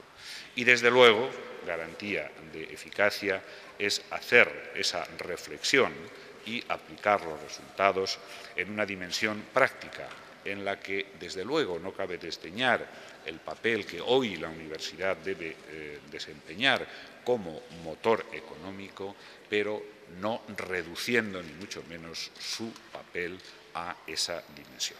Finalmente, tercero de los puntos, la reflexión sobre el pasado debe ayudarnos a aprender del ejemplo, éxitos y fracasos, antes he hablado de uno de los fracasos o límites, a la hora de plantear correctamente los problemas y de seleccionar las vías de solución. Centrando el resto de esta breve intervención en el hecho que conmemoramos, me permitirán que insista en que la creación del Estudio General de Palencia es el origen de la institución de enseñanza superior, primero en España, que se realiza en un contexto crítico de características muy distintas, las ha reseñado la doctora Fuentes, de pugnas de poder entre instituciones civiles, entre monarquías, también entre monarquías y esas instituciones, pero que en definitiva tiene como punto de conexión con la situación actual, el que era una situación de crisis.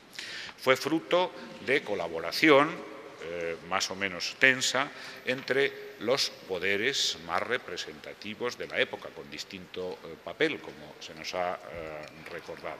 El poder eclesiástico, más asentado en ese momento, depositario de lo fundamental de la cultura de la época, elaborado desde la perspectiva religiosa del cristianismo, y el de la monarquía, en principio una pluralidad de monarquías que, como también se ha señalado, tiene la tendencia hacia una monarquía nueva y unitaria, con muchos intereses comunes, por lo que a la universidad se refiere, el de proporcionar a los súbditos entonces, aún no ciudadanos, un clima de estudio, cultura y formación profesional para los puestos de responsabilidad de las instituciones del momento y, desde esa perspectiva de la nueva monarquía, del nuevo Estado que se está fraguando por primera vez en España, de esa realidad futura que está en germen.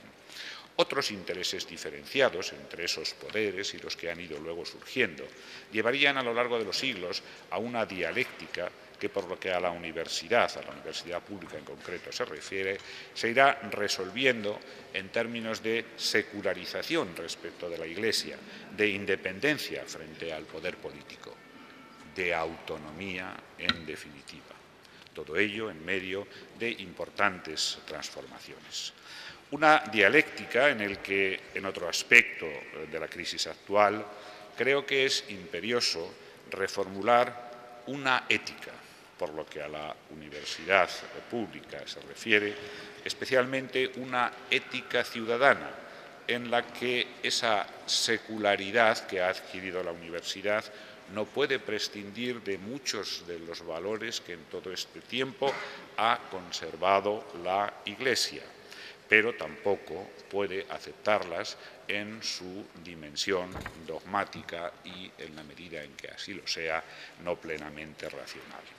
En sus términos concretos, la actual conmemoración lo es de un proceso, de una experiencia en el proceso de creación de una institución de educación superior, repito, la palentina, que, aunque no completó su ciclo hasta convertirse en una universidad, tuvo frutos extraordinarios en la lengua y la cultura castellana. También se ha anticipado. Desde una perspectiva más general, esa conmemoración es la de un antecedente remoto de la Universidad Española y especialmente de las universidades de lo que hoy integra la Comunidad Autónoma de Castilla y León. La universidad que ha resultado de ella, la universidad pública, es una institución de singular complejidad, a caballo entre el Estado y la sociedad civil, cuya autonomía y misión crítica la sitúa a su vez en relación dialéctica con el Estado y sus múltiples manifestaciones, la sociedad civil y las suyas, y aborda y debe abordar el conjunto de la realidad con un método, el científico, que debe aplicarse a todas las dimensiones de la realidad. Lección concreta de aquella experiencia para la universidad actual la podemos extraer de lo que la doctora Fuentes indica como una de las causas de su decadencia, y es la no adaptación a un aspecto de los tiempos por los que la universidad, por los que el estudio general de Palencia transcurría. Esa negativa a incorporar el derecho civil es una lección de flexibilidad, de necesaria flexibilidad, de adaptación a las nuevas exigencias, insisto, siempre manteniendo esa perspectiva crítica. En estos 8 siglos, la Universidad Española, en el contexto de la europea, ha ido adquiriendo, como aquella, nuevos compromisos que han enriquecido su misión y han incrementado su importancia, sus riesgos y su complejidad. La investigación se enfrenta hoy a límites hace poco insospechados. La misma, como objetivo fundamental de la labor universitaria, ha hecho más compleja la docencia, que se diversifica en objetivos que a veces no son fácilmente compatibles o no encontramos bien el punto de equilibrio entre ellos. La enseñanza propiamente científica, la profesional, la de divulgación. La innovación y transferencia tecnológicas, con la misma referencia a la investigación como base, es el reto que en estos momentos concentra los mayores esfuerzos y obliga a encontrar puntos de colaboración y equilibrio con otros agentes sociales y, en este caso, especialmente en la empresa. El aspecto del emprendedurismo es una de las asignaturas pendientes. Pero yo diría que no lo es solo ni tanto de la universidad como de todo el sistema educativo y de la sociedad, particularmente las empresas, prototipos del actual sistema económico. En este momento ilustra bien otro posible riesgo que me parece que debemos evitar. Exigir demasiadas cosas a la universidad puede acabar desvirtuando su misión básica, la investigación y la conservación del pensamiento y el método científico. La existencia de una instancia independiente que examine críticamente la deriva también de un sistema económico y social que en el momento actual y con la ideología dominante tiende a convertirse en absoluto, es decir, en el fin de la historia, que el estudio de estos 8 siglos de evolución de la universidad, desde el estudio palentino hasta las universidades actuales, parece que desmienten claramente. Y termino tomando también la licencia de ilustrar una última de las lecciones y propósitos que debemos hacernos aquí para aprender del pasado de cara al futuro, concretamente la necesidad de asumir nuestra responsabilidad, de hacer lo que tenemos que hacer y lo que podemos hacer ahora y no dejarlo para otros ni para el futuro, con unas palabras del libro de Aleixandre. Lo que aquí deixamos, otrie lo logrará. Lo que nos excusamos, por nos non lo dará. Lo que por nos ficiéramos, eso nos hubiará. Con lo que fará otro, tarde nos prestará. Muchas gracias por su atención.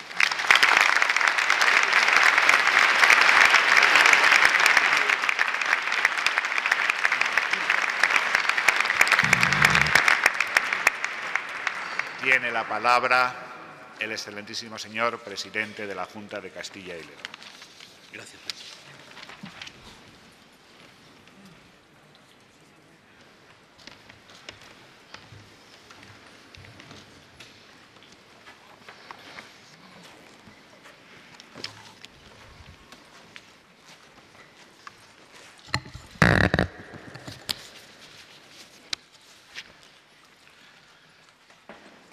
Señoras y señores rectores de las universidades de Castilla y León, señora presidenta de la Conferencia de Rectores de España, rectores y vicerrectores de otras grandes universidades españolas, representantes de las universidades históricas del mundo que nos acompañan, profesores, alumnos, personal y miembros todos de la comunidad universitaria, autoridades, señoras y señores.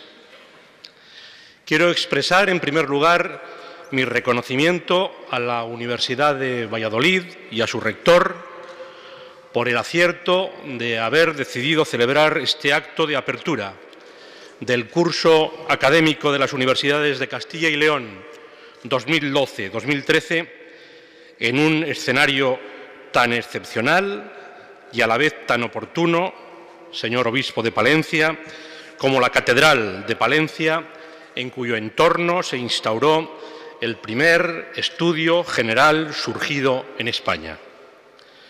Nos sumamos de esta manera a la conmemoración, se ha recordado aquí, del 8º centenario del Studium Generale Palentino, ese huerto de delicias que floreció en esta hermosa capital castellana, en coincidencia con los que también despuntaban en otras ciudades europeas como París o Bolonia, lo que además nos permite avanzar en un calendario de efemérides que nos llevará en el próximo ya año 2018 al 8º centenario también de la Universidad de Salamanca y con ella de toda la Universidad Española e Iberoamericana. Enhorabuena a la profesora doña María Jesús Fuente Pérez por el rigor y brillantez con que ha dictado la lección inaugural de este curso. Su documentado trabajo sobre el estudio general palentino, que está contribuyendo sin duda a esclarecer el origen y la esencia de la universidad en España. Felicidades muy especiales al querido catedrático de la Universidad de Valladolid, don Germán Delibes de Castro, galardonado con el Premio Consejo Social 2012 de dicha universidad en reconocimiento a los muy notables méritos acumulados en su ya dilatada trayectoria docente, investigadora y divulgativa. También quiero, por supuesto, felicitar a quienes han puesto broche de oro a sus estudios, al menos hasta ahora, con la obtención de los correspondientes premios extraordinarios, y que se convierten así en el espejo donde habrán de mirarse quienes ahora inician su andadura en las distintas universidades de Castilla y León. Queridas amigas y amigos, no vamos a ocultar que este acto solemne y formal se produce en un contexto social y económico muy difícil y complicado, marcado por incertidumbres que en muchos casos no tienen precedentes que nosotros hayamos vivido. Nos encontramos en el 5º año consecutivo de una crisis profunda, dura y en tantos aspectos dramática, y dentro de ella en la mitad de una segunda recesión económica. Todo lo cual está afectando, y de qué manera, a la situación de las arcas públicas, planteando con crudeza la cuestión de la sostenibilidad de los grandes servicios públicos y, entre ellos, de la educación y de la universidad.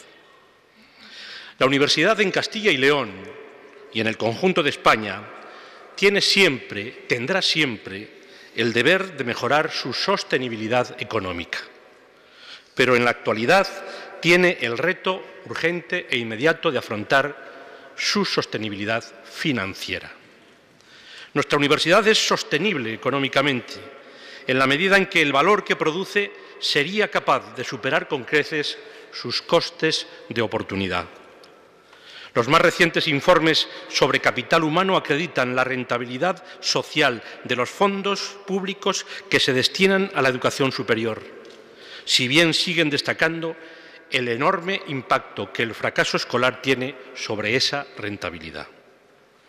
Pero es el segundo de los aspectos señalados, el de la sostenibilidad financiera, el que sitúa el inicio de este curso universitario en un contexto de especial dificultad y exigencia por la importante disminución de los ingresos de todas las administraciones públicas y la obligación de éstas de sujetarse a los equilibrios presupuestarios. Desgraciadamente, no es posible gestionar hoy los grandes servicios públicos como si no hubiera crisis. Y para bien o para mal, la universidad no puede abstraerse de esa situación general.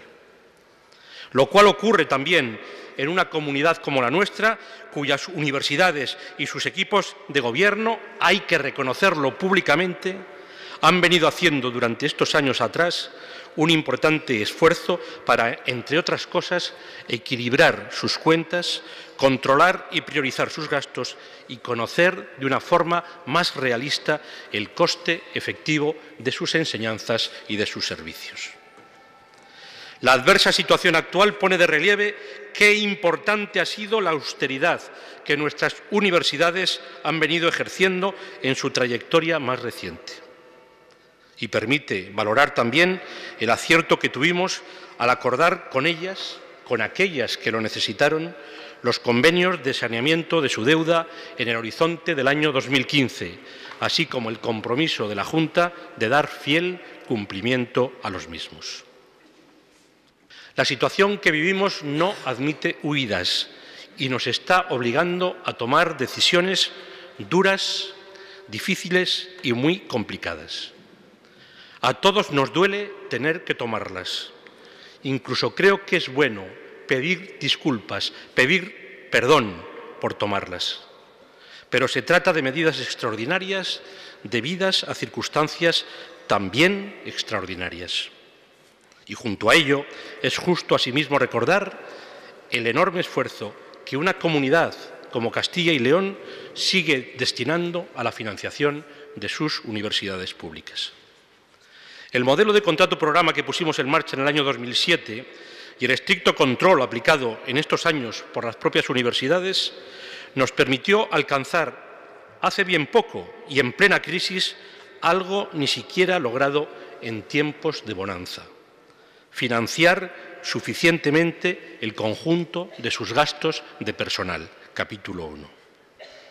Este es un objetivo al que nuestro presupuesto para este año 2012, ciertamente ajustado en los términos que ha subrayado el secretario de la Universidad de Valladolid, destina, sin embargo, 333 millones de euros, a los que hay que sumar otros recursos financieros y de inversión hasta alcanzar la cantidad total, querido consejero, de 356 millones de euros que la Consejería de Educación destina a nuestras 4 universidades públicas.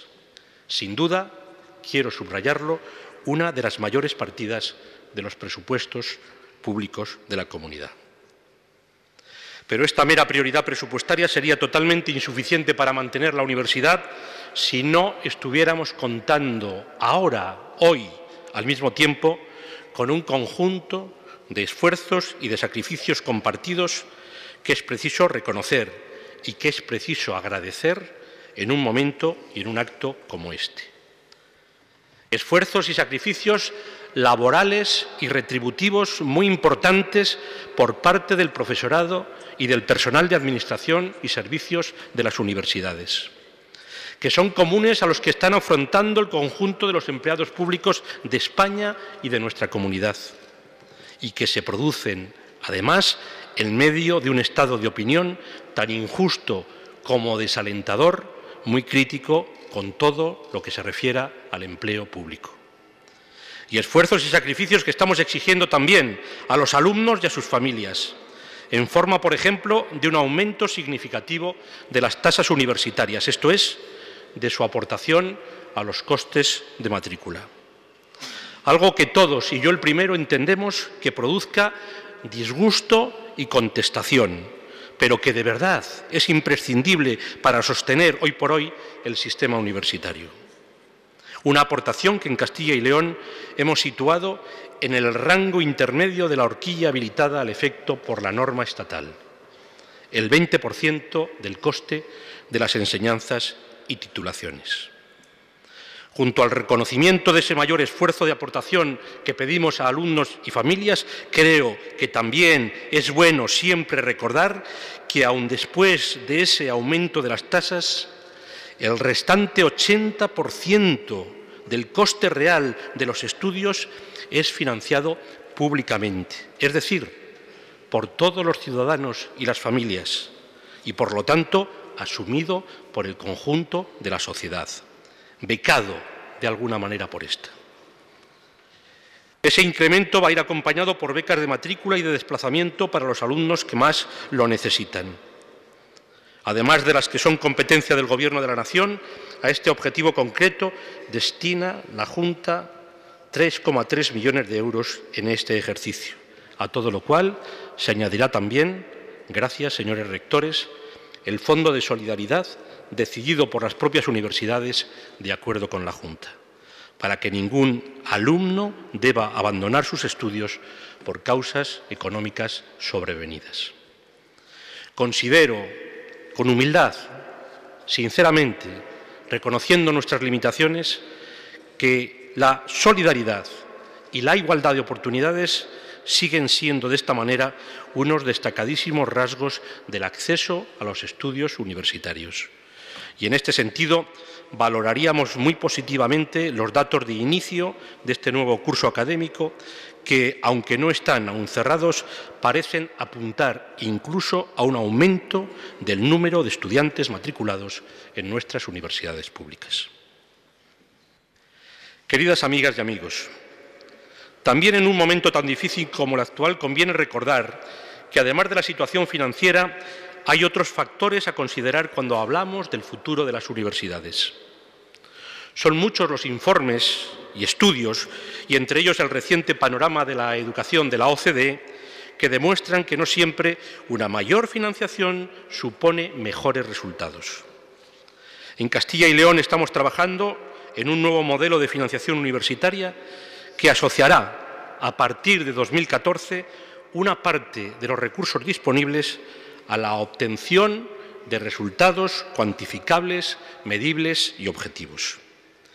La comunidad universitaria tiene el derecho y hasta la obligación de ser vigilante y de ser reivindicativa en relación a todo aquello que la sociedad le aporta o le debe aportar.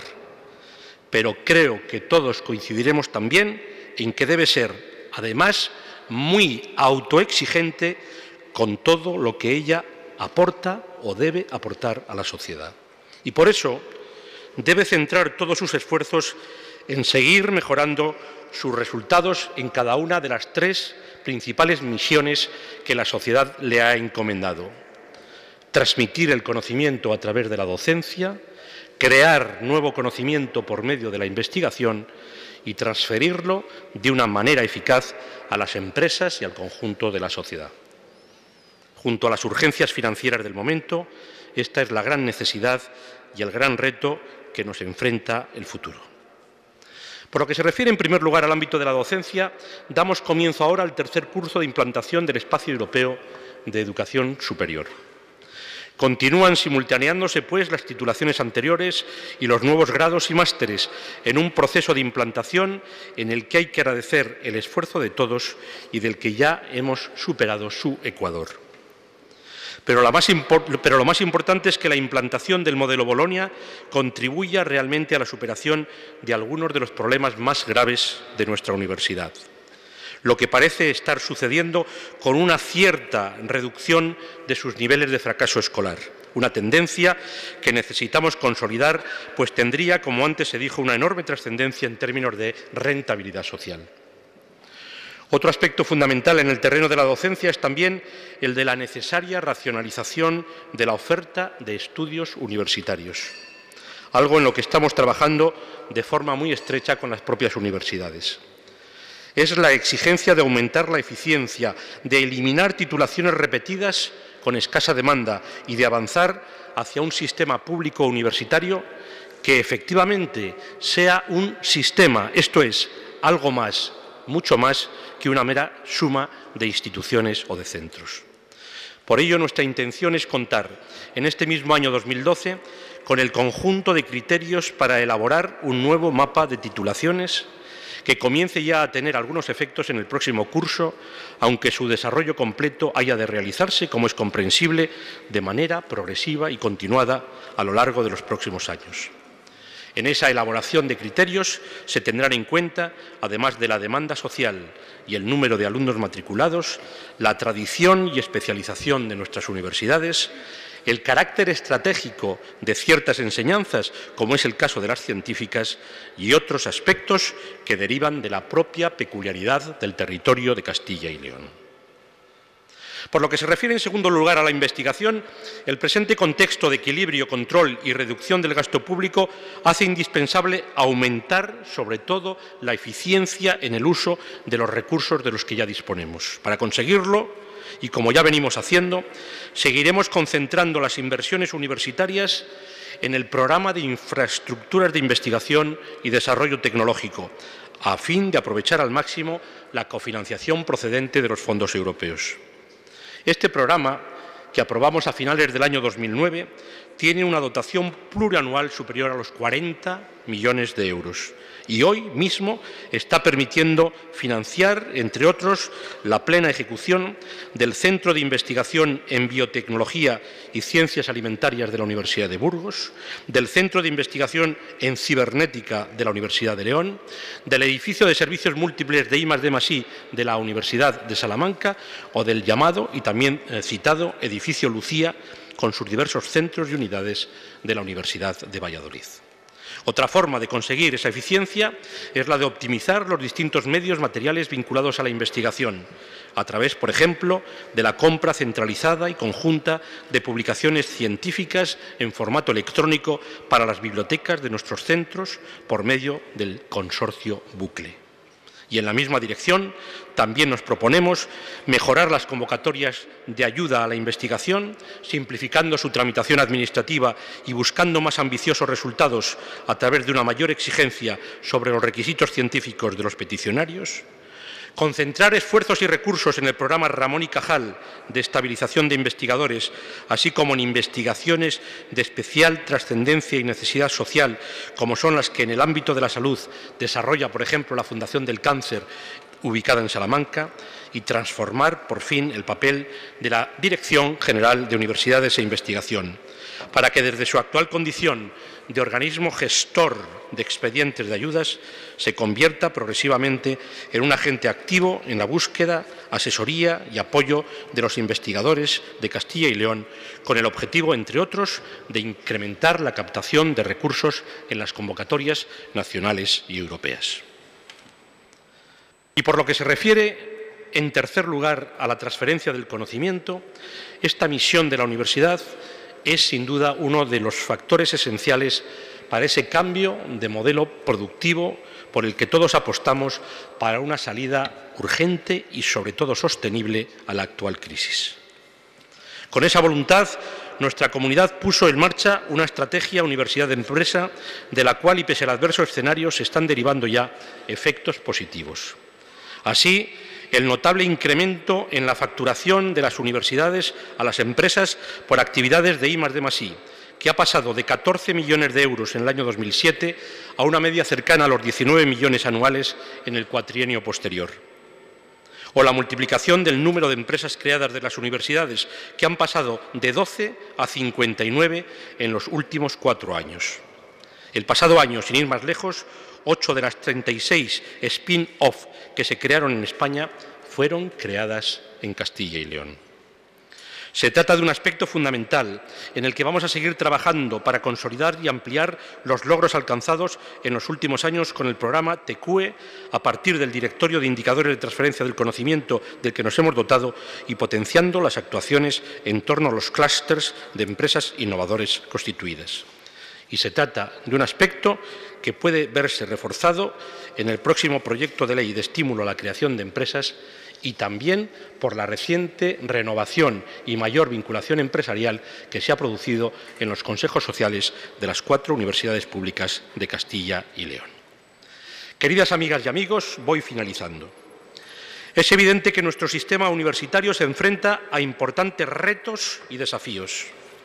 Pero en este momento de dificultad, la sociedad más que nunca necesita confiar en sus universidades y las pide que aporten lo mejor de sí mismas, que compartan sus actuales problemas y que contribuyan de manera decisiva a su superación para alcanzar un tiempo mejor. Por todo ello, precisamente, este es también el momento de poner en valor algunas de las fortalezas del sistema universitario de Castilla y León, que a la postre son fortalezas de la comunidad.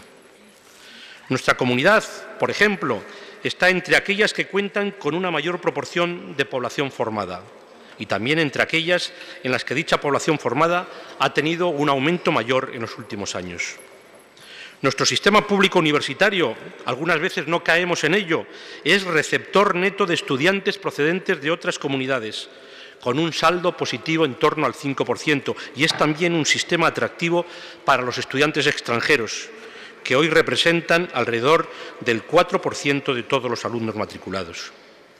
La labor investigadora de nuestras universidades tiene aquí una importancia relativa muy alta, por cuanto están asumiendo un papel que en otros territorios ejerce en mayor medida la iniciativa empresarial.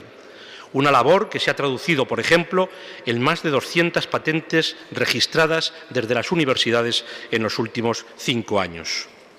Por fin, el último informe de la Fundación CID sitúa a Castilla y León como la comunidad en la que entre 2007 y 2011 menos han aumentado los parados con estudios superiores, aunque han aumentado notablemente, y la segunda de España con mejor evolución del número de ocupados con dichos estudios universitarios.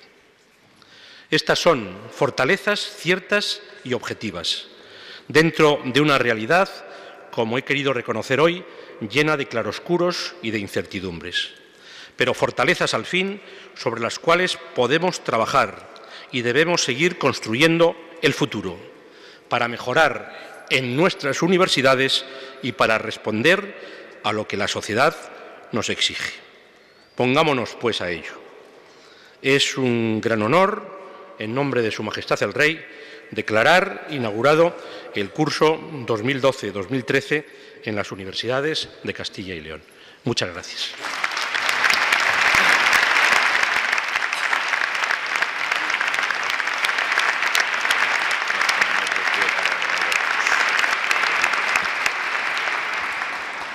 Y como es de tradición en estos actos, nos ponemos ahora de pie para escuchar o entonar, quien se sienta con ánimo para ello, el Gaudeamus Igitur.